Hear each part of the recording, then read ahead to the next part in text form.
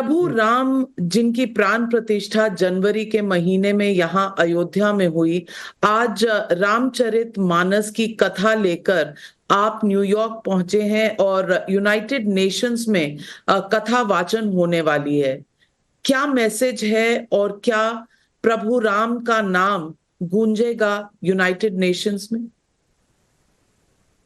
हाँ, जनवरी में हमारे देश में अयोध्या में भगवान राम की मूर्ति की में प्राण प्रतिष्ठा नूतन मंदिर में हुई।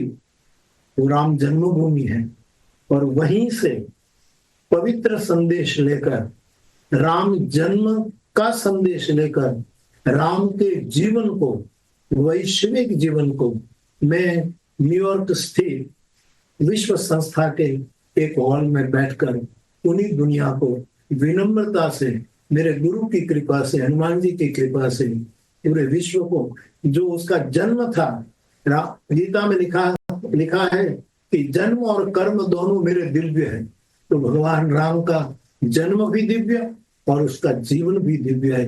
वो दिव्यता रामचरितमानस के माध्यम से सर्वभूत सुखाय, सर्वभूत हिताय और सर्वभूत प्रीताय विश्व में फैले। इसीलिए विश्व संस्था के एक हॉल में बैठकर मैं 9 दिन तक रामचरितमानस को केंद्र में रखकर ये राम के जीवन को, जो राम कोई एक धर्म का, एक ग्रंथ का, एक कौम का, एक देश का, एक वर्ग का नहीं, राम विश्ववास रूप है। तो वो जीवन संदेश में देने के लिए यहाँ आया हूँ, उसकी मुझे बहुत प्रसन्नता। मुरारी बापू जी, आप दुनिया के कई हिस्सों में कथा वाचन लेकर गए हैं। राम की कथा आपने बहुत जगह सुनाई है। आज जब आप यूनाइटेड नेशंस में 9 दिन के लिए ये कथा वाचन करेंगे, इसकी इम्पोर्टेंस आप क्या समझते हैं और क्या संदेश विश्व में दे रहे हैं? हाँ, मैंने थोड़ा जाना और थोड़ा अभ्यास भी किया कि ये विश्व संस्था की स्थापना क्यों हुई, इस विश्व संस्था स्थापित करने की क्या जरूरत पड़ी। तो उसके कई कारण पूरे दुनिया में जो उपस्थित हुए, उसमें शांति स्थापित करने के लिए परस्पर मैत्री, परस्पर प्रेम, परस्पर संवेदना, परस्पर संवाद, परस्पर एक दूसरे के विचारों के लेन देन और अंततोगत्वा विश्व में शांति बनी रहे, इस सुंदर पृथ्वी बिगड़ न जाए, कुरूप न हो जाए, इसके लिए विचार करने के लिए सभी देश के महानुभाव वहां बैठते हैं। तो मुझे लगा कि जिस संस्था ने शांति का उद्देश्य लेकर छोटे से छोटे व्यक्ति से लेकर बड़े से बड़े व्यक्तित्व के बीच में एक सेतु, एक ब्रिज बनाने का संकल्प किया है, ऐसी एक संस्था के हॉल में बैठकर जो रामचरितमानस स्वयं सेतु ग्रंथ है, जोड़ने वाला ग्रंथ है, तोड़ने वाला नहीं है। इसलिए मुझे लगा कि यदि कभी संभव हो, मैंने कुछ साल पहले, 20-25 साल हुई होगी, मैंने मंजूरी मांगी थी यूनो के अधिकारियों से कि मैं इस बिल्डिंग को परिक्रमा करना चाहता हूँ जहाँ शांति की चर्चा होती है। मैं हरि नाम लेते लेते मैंने परिक्रमा की थी और तब इस बात का बीजारोपण हुआ था और आज भगवत कृपा से हम इस भवन में, विश्व संस्था में वैश्विक बातें करने के लिए हम आए हैं। ये कोई मेरा कोई बहुत बड़ा काम नहीं है। जैसे सब अपने अपने क्षेत्र में रहकर विश्व कल्याण का काम करते हैं, वैसे मैं मेरे व्यासपीठ के जरिए विश्व मंगल के लिए वहां 9 दिन राम कथा गाऊंगा। परमात्मा करे उसके अणु परमाणु आज की अशांत स्थिति में कुछ सहयोगी हो सके, ऐसा मेरा एक विनम्र प्रयास। मुरारी बापू जी, इस वक्त युद्ध दुनिया के कई हिस्सों में चल रहे हैं। रशिया यूक्रेन के बीच में चल रहा है, हमास गाजा स्ट्रिप और इजराइल के बीच में कुछ ना कुछ चल रहा है। मैंने कहीं पढ़ा था कि आप यूक्रेन और रशिया के बॉर्डर के बीच में जाकर रामचरितमानस भी कथा वाचन करना चाहते हैं। ऐसा मुमकिन हो सकता है कि जो देश युद्ध में हो, वो बैठकर आपको वहां राम कथा सुनाने देंगे? हाँ, मेरी इच्छा है, बिल्कुल, बहुत ही।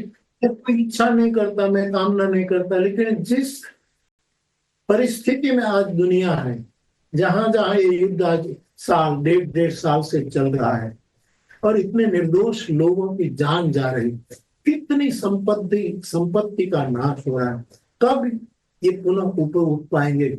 ऐसी स्थिति में राजपीठ, उसको मुबारक, मेरी व्यासपीठ चाहती है। व्यास का अर्थ है बहुत विशाल, संकीर्णता नहीं।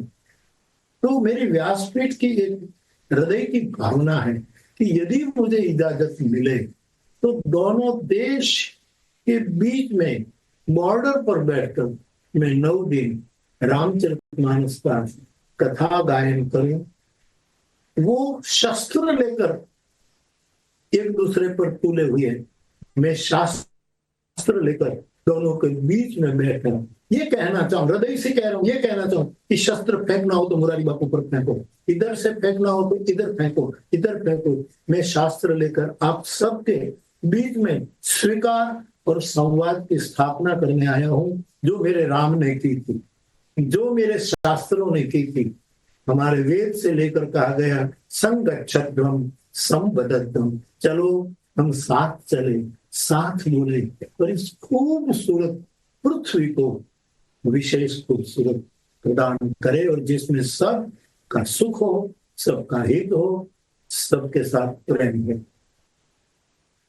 मुरारी बापूजी, जिस वक्त हमारे अपने देश में, भारत में, सनातन धर्म पर, हिंदुओं पर, प्रभु राम पर इतने सवाल किए जाते हैं, रामचरितमानस के बारे में कहा जाता है वो जाति के बारे में गलत चीजें बताता है, उस रामचरितमानस की कथा क्या बाकी विश्व में देश और उन देशों के लोग सुनना चाहेंगे? हम किस मैसेज को लेकर जा रहे हैं जब हमारे अपने देश में इस मुद्दे पर एक राय नहीं? देखो, जिन लोगों ने रामचरितमानस का मूल पाठ देखा नहीं और रामचरितमानस पर, उसकी कुछ पंक्तियां पर या तो कुछ पात्रों के निवेदन पर ऐसे लोग निंदा कर रहे हैं जो राजनीति कर रहे हैं। ये शास्त्र है और मैं समझता हूं कि भारत पर कई सत्ताएं काम करी सालों तक।